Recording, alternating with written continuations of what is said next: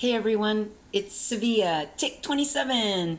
I'm trying to make a quick video here to ask you all for your help and support in order for me to attend the School of Accompanying the Dying and receive my certificate as a end-of-life doula. Some of you guys may know what that means, but for those that don't, an end-of-life doula helps people with a broad range of things that aren't necessarily covered by hospice or their medical care practitioners. So it often involves helping people to think about and plan for their end of life, and that includes things like your advanced care directives, choosing and assigning your medical power of attorney, your legal power of attorney, getting will and estate papers in order. And the part that I think is really beautiful is that frequently end-of-life doulas help people with their end-of-life ceremonies and rituals if they are practitioners of a particular religion, or even if they're just a hippie that wants people to burn incense and sing under a tree. The fact is that no one will do any of these things for you if you don't have them written down and if your family are not aware that these are your wishes. Additionally, end-of-life doulas can often offer an extra pair of hands or support to the family or the medical care team. You know, they could do something as simple as make a pot of soup or help sweep the floor, or just hold someone's hand if they need it as they're sitting vigil with their loved one.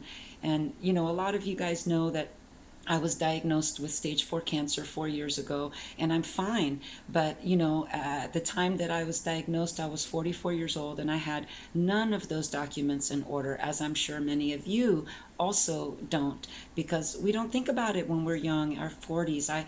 But I have children, so when I was diagnosed, one of the biggest things that sent me into a panic was not having my legal documents in order, and not knowing what I was going to do. And thanks to a friend here in Austin, and I'm looking at you, Clark Richards. Big shout out to my friend Clark Richards, who called me up and said, I've been through this before. I can help you. What do you need me to do?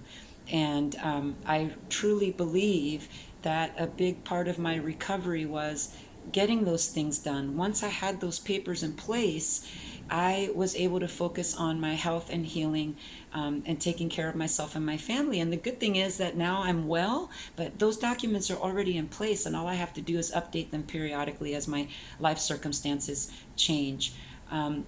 So, you know, I know it's kind of a weird thing to want to get certified in or to talk about, but I really feel a calling in my heart right now to continue to be of service. You know, I've worked with youth for the last 20 years of my life, but this illness and dealing with the medical system the last 4 years, and also I lost my mother this summer, and she also did not have any of these documents in place, and I was left alone to try to figure out what her end of life wishes were as far as disposition of the body, etc. And I, having gone through that, I just don't want anyone else to have to go through this alone. And I feel a really strong calling in my heart that this is work that is important work that I want to do, and that I can be of service and be of use. And I really hope that you all can support me, and I thank you for your help and support as I move into this next phase of my age and of my life. So thanks so much, y'all. I appreciate it. Thanks for watching the video.